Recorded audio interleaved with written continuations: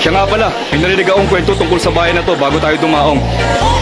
May mga impostor daw na nagpapakita rito. Impostor ka nyo? Anong klaseng impostor naman yun?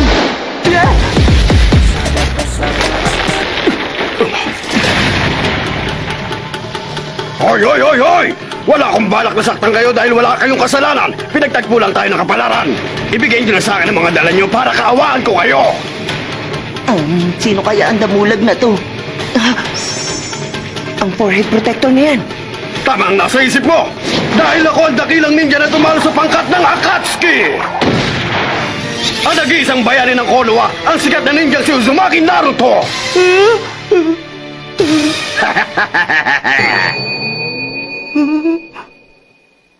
Mukhang siya yung tinutukoy ng mga tao.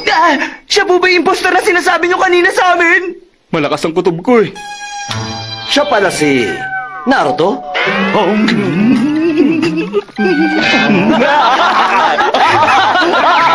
Carbon copy!